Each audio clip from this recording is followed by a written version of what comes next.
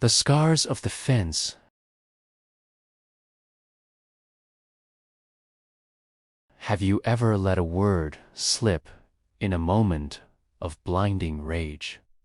A word so sharp you wished the earth would open up and swallow it back. Maybe you've lost control, entirely venting your fury on a cold wall, a shattered phone, or a tear-soaked pillow. You are not alone. We have all been prisoners of that internal storm. Anger is not just a feeling. It is a chemical wildfire that consumes our logic. It acts like a monster within us, tearing down the bridges of our relationships. It leaves behind a bitter aftertaste that no apology can truly wash away. Today, I won't just talk about anger. I will tell you a story that will haunt your perspective. A tale of offense, a bag of nails, and a lesson that might change your life forever.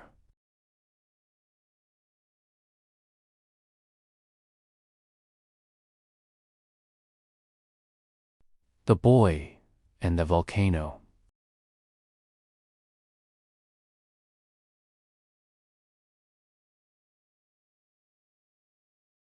Once, in a village as quiet as the dawn, lived a boy who was anything but peaceful. He possessed a temper as jagged as a blade and as flammable as dry hay. His rage was a volcano, waiting for the slightest tremor to erupt. A casual remark, a lost game, or even a misunderstood glance, anything could trigger the explosion. His words would fly out like poisoned arrows, striking hearts before he could even think. His father watched with a heavy heart, seeing his son build walls of isolation around himself. The father knew that lectures were useless against a storm. The boy needed to feel the weight of his actions. One morning, the father led his son to a sturdy wooden fence at the edge of their garden. He handed him a heavy bag of iron nails and a massive, weathered hammer.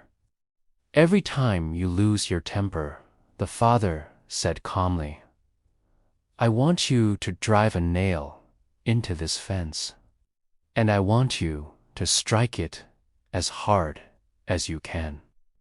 That first day, the fence became a graveyard of 30 outbursts. The boy would rush out, swinging the heavy hammer with all his might to vent his spite. But he soon discovered something profound.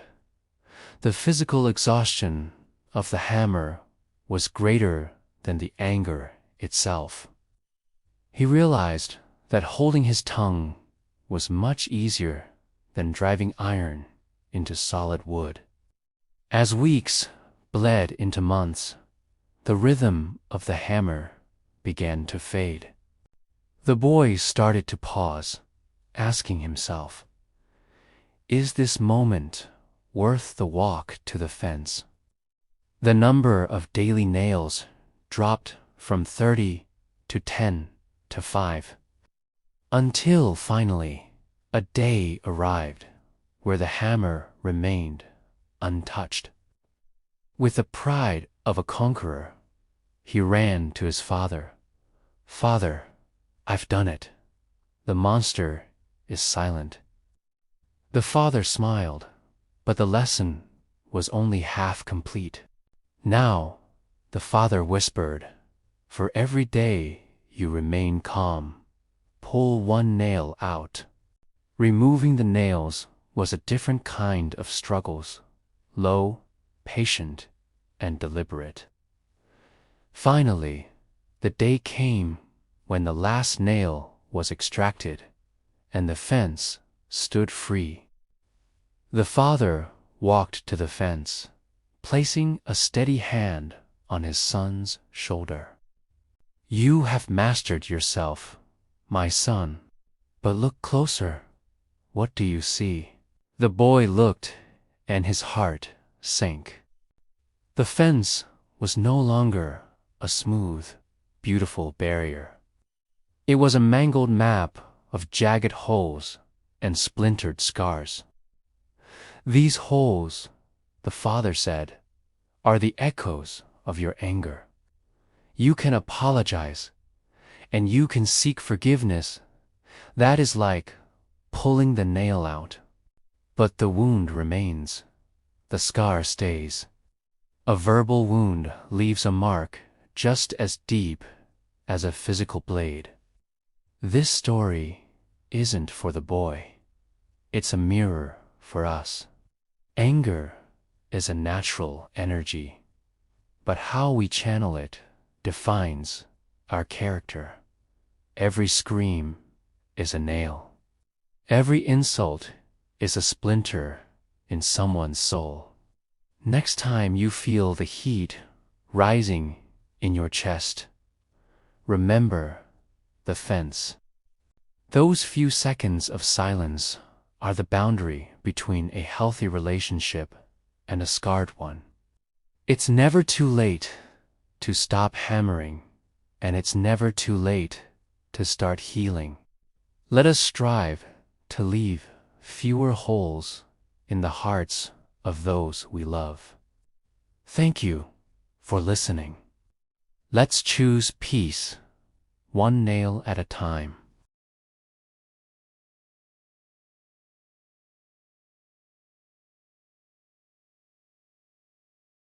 The Echo of Ethogard.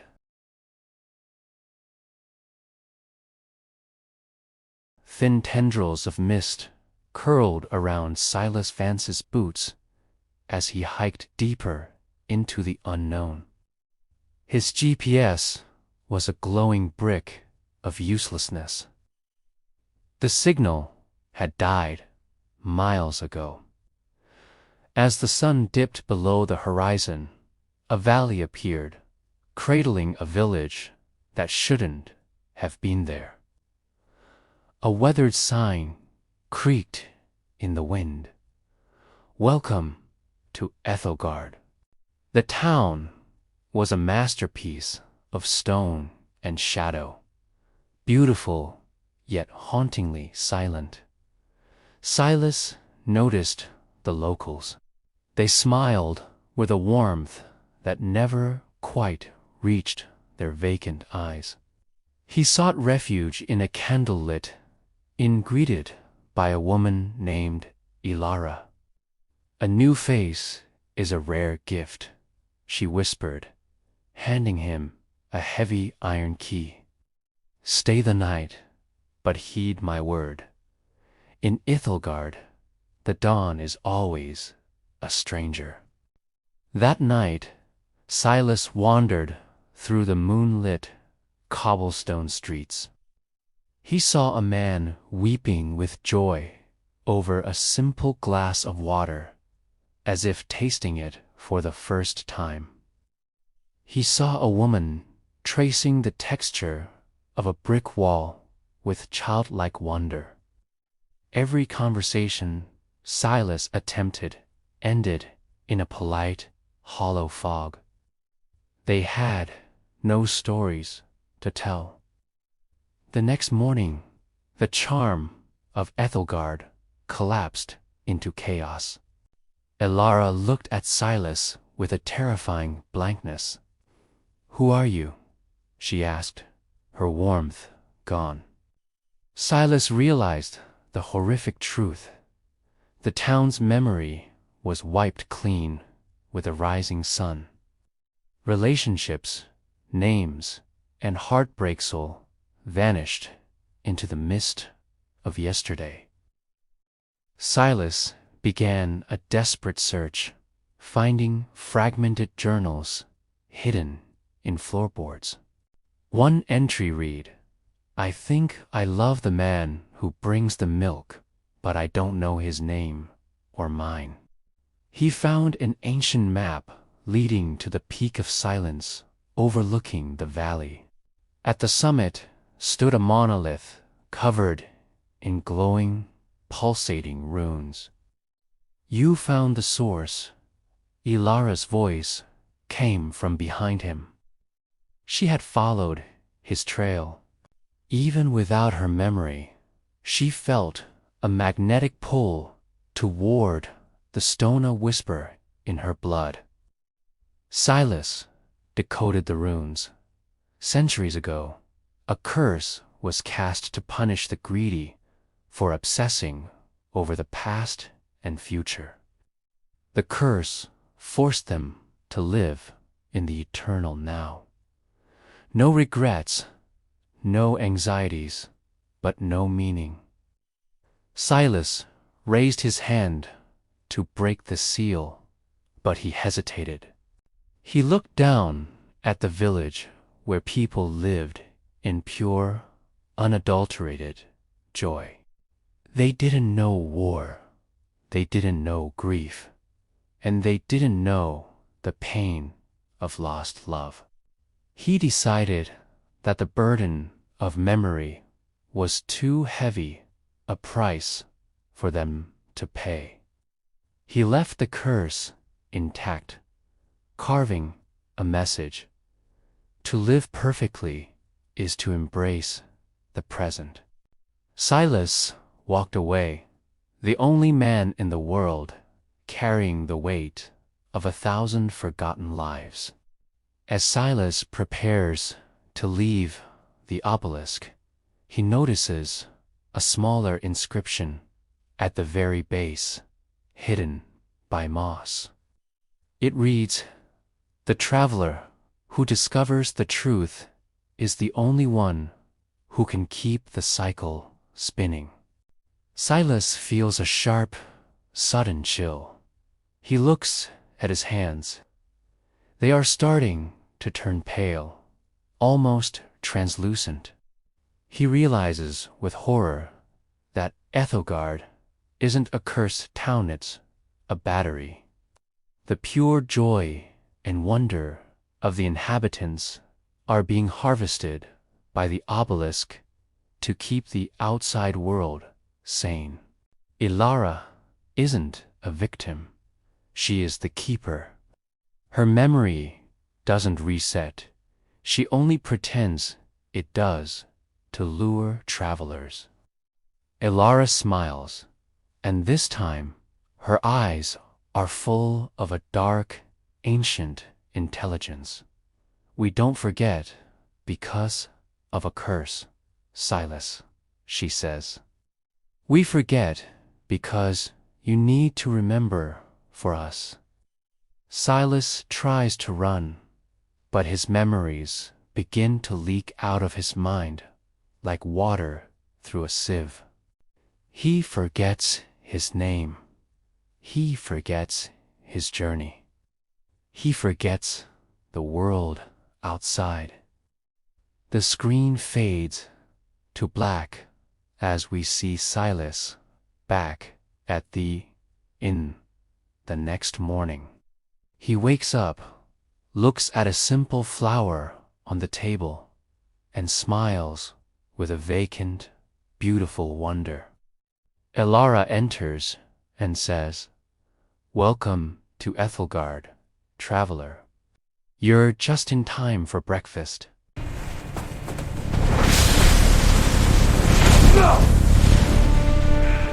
The glass of judgment.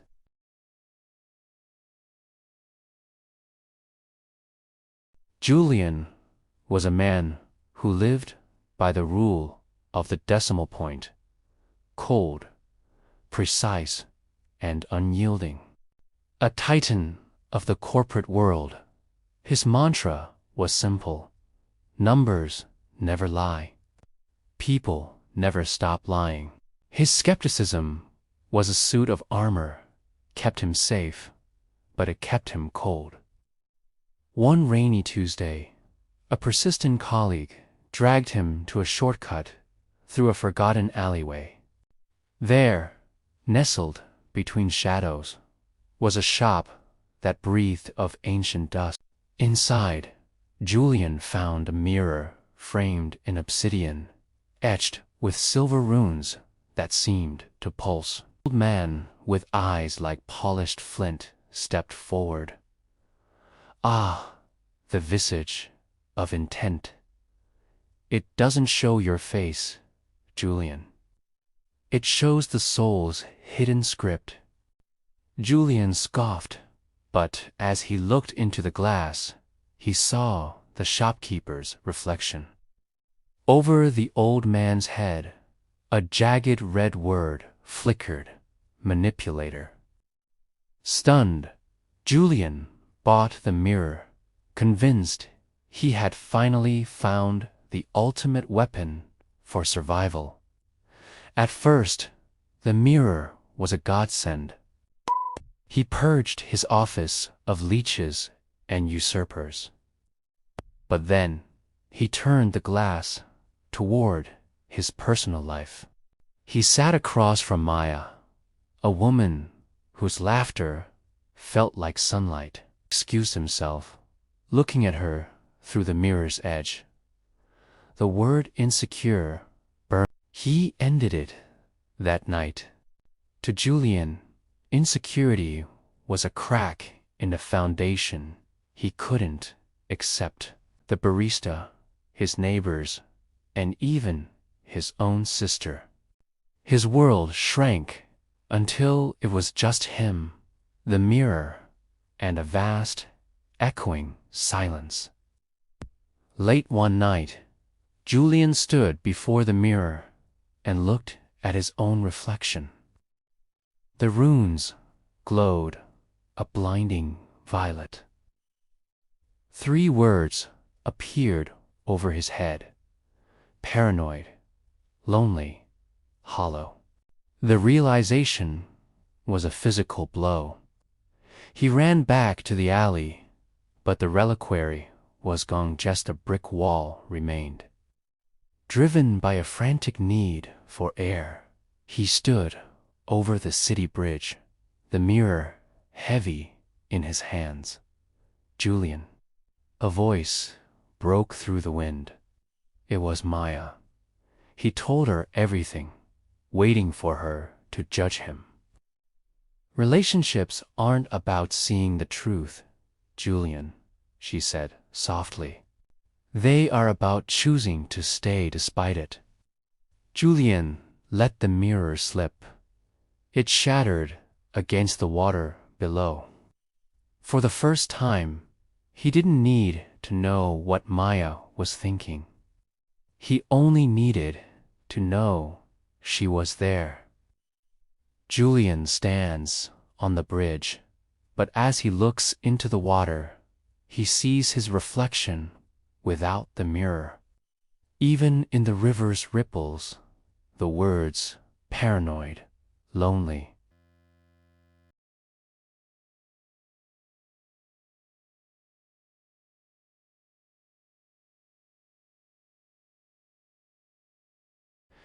It showed Julian's opinion of them. The mirror was a psychological loop. It was reflecting his own inner darkness and projecting it onto everyone else. Suddenly, Maya appears. He looks at her through the mirror one last time before throwing it. Above her head, the mirror shows the last chance. In a panic, Julian drops the mirror, but it doesn't break. It sticks to his hand like a magnet. Maya reaches out to touch him, but when her hand passes in front of the mirror, her reflection shows Julian's face. A voice whispers from the glass, "The truth is, Julian, everyone is you." Julian screams as his own features begin to blur and vanish, being replaced by the labels. Maya looks at him, but she doesn't see Julian anymore. She sees a man with a mirror for a face. She walks away and Julian is left standing on the bridge not as a person, but as a silent, cold reflection of a world he refused to trust.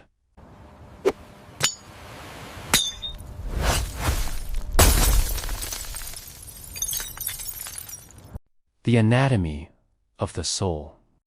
Reading the unreadable, Al-Razi's 12th century blueprint.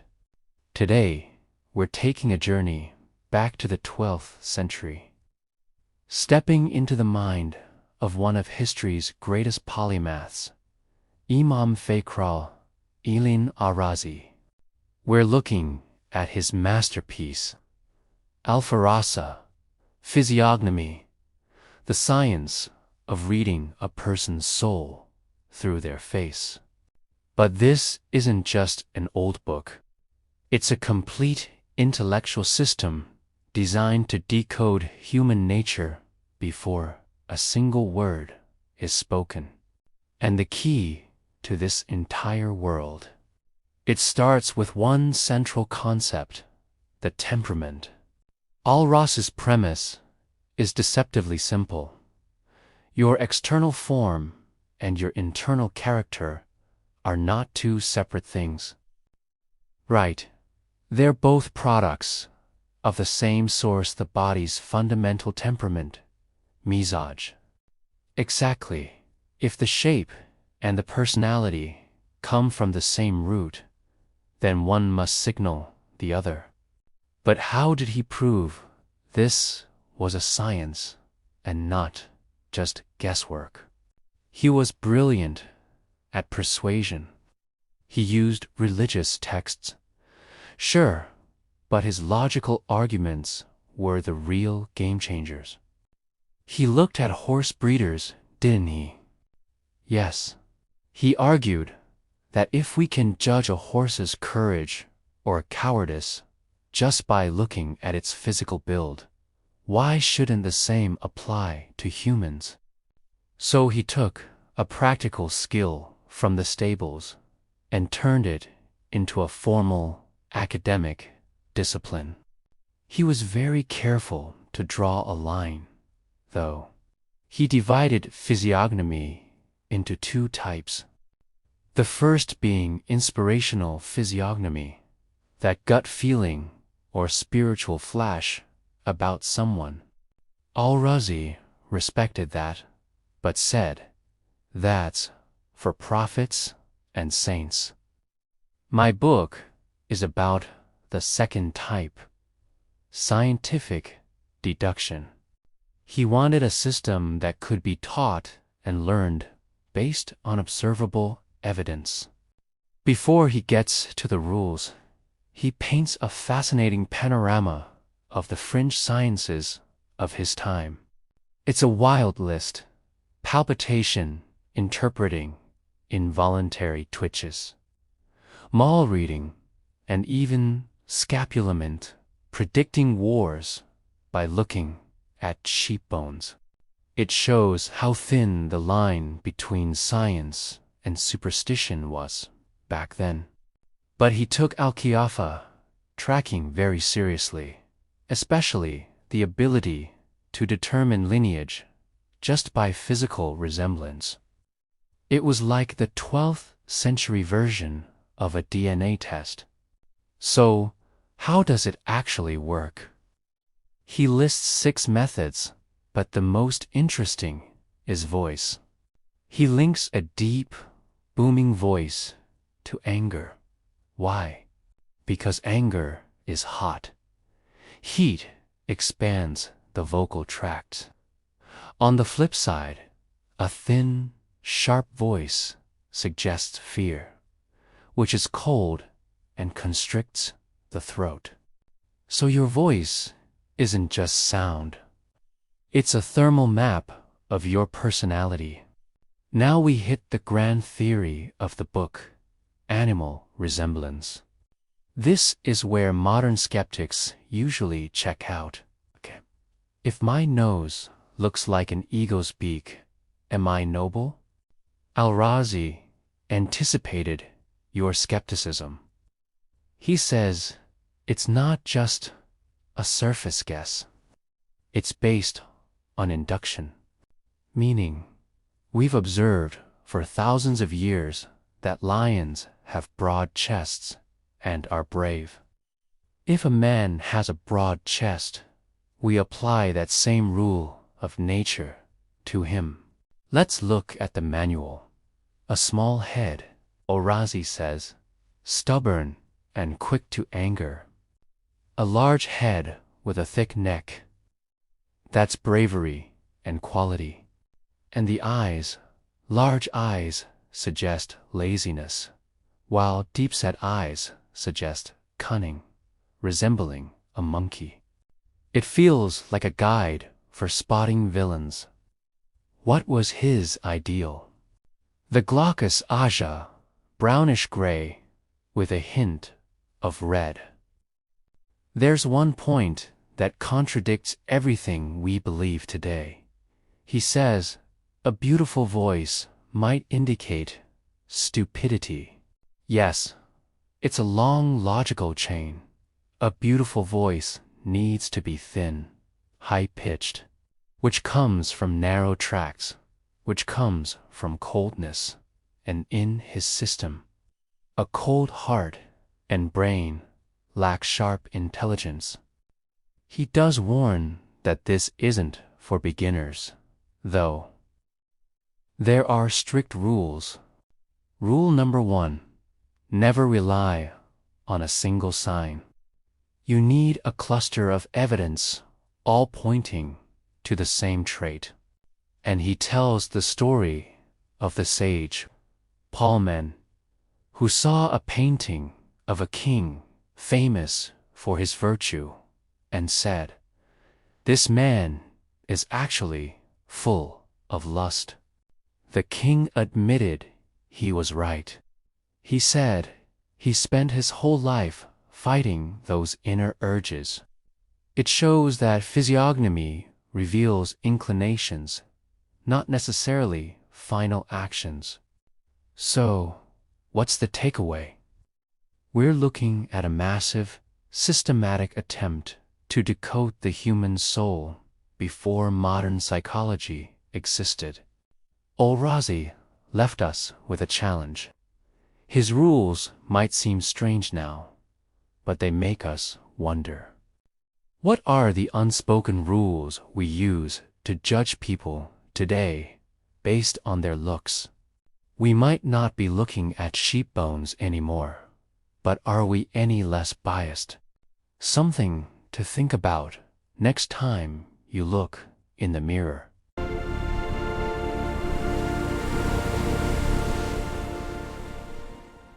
The House of Integrity.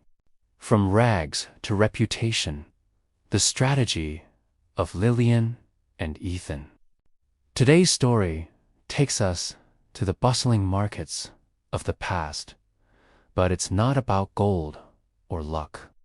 It's about a radical shift in mindset. We're looking at Ethan and Lillian. Ethan was a simple laborer, carrying crates for pennies, resigned to a life of poverty. But Lillian saw a different horizon. She didn't see their struggle as a destiny, but as a starting point. The turning point wasn't a loan or a miracle.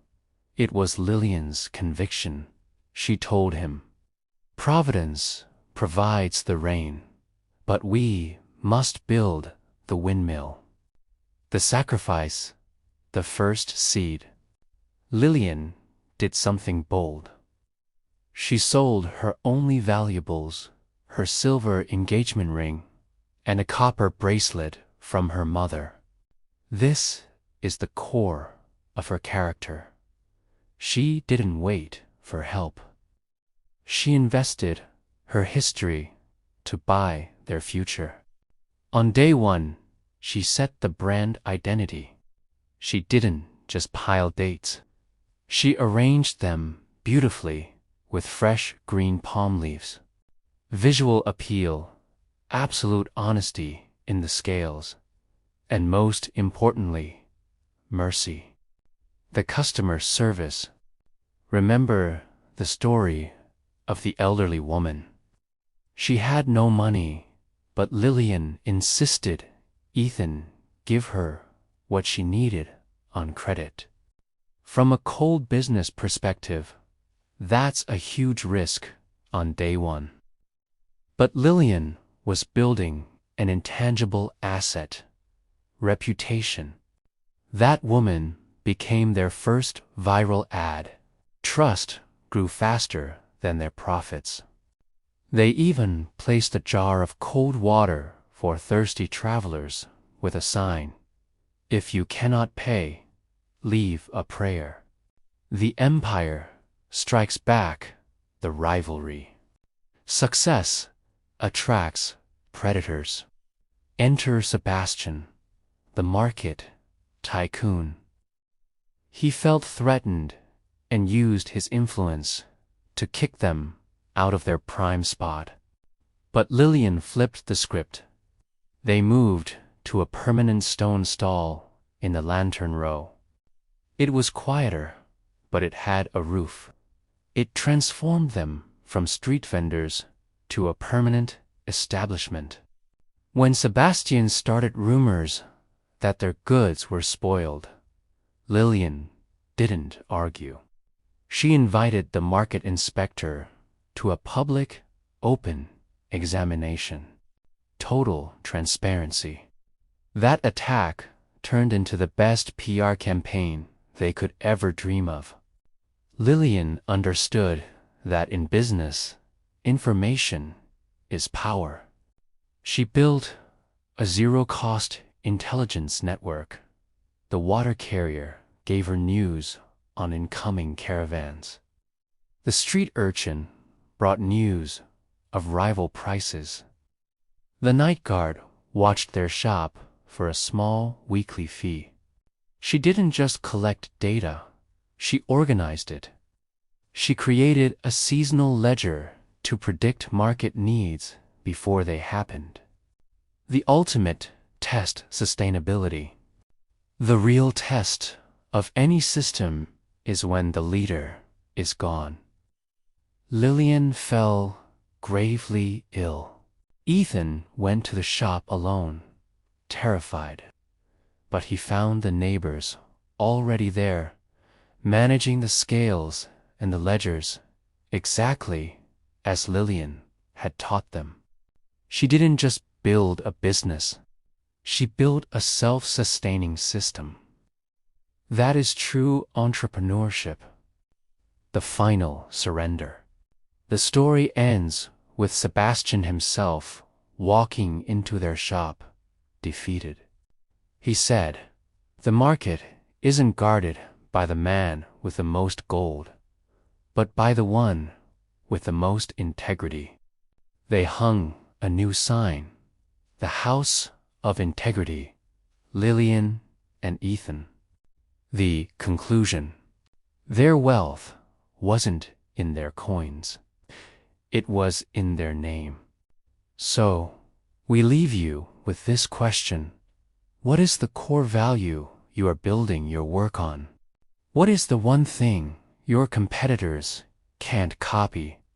Because that is your true fortune.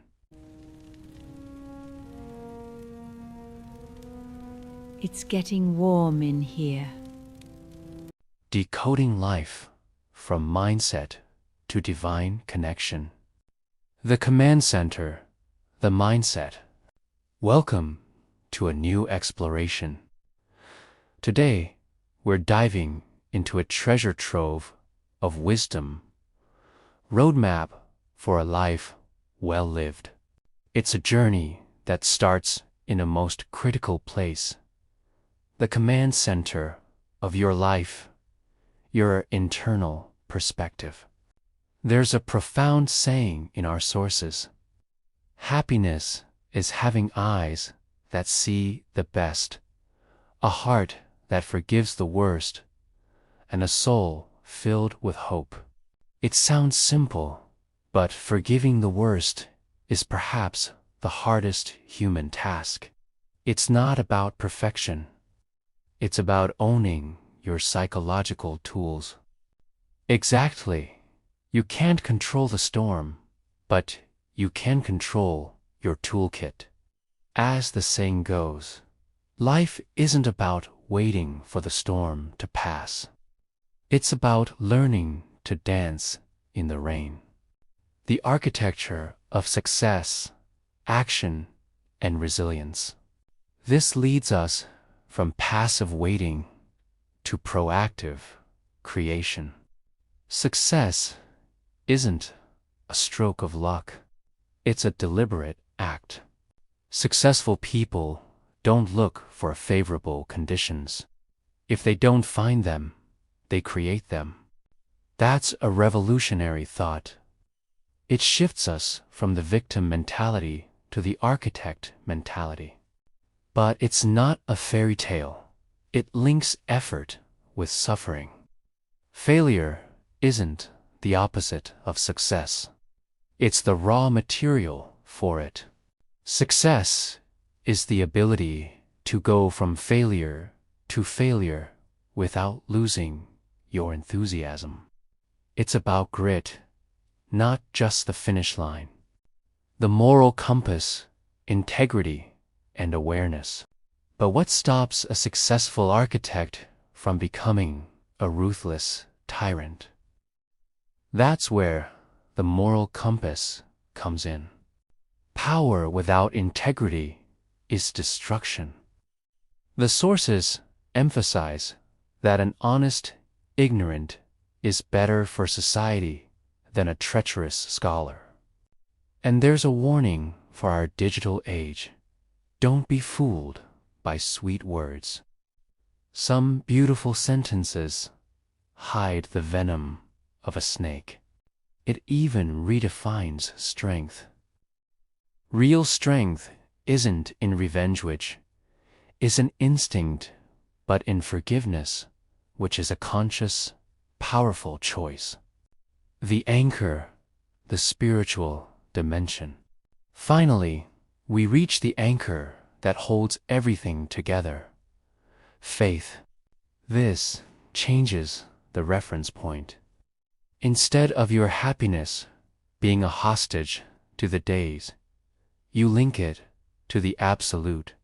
If you lose the whole world but are with God, you have lost nothing. But if you gain the world and lose God, you have lost everything. Faith here is an operating system. It turns joy into gratitude, sorrow into patience, and silence into reflection.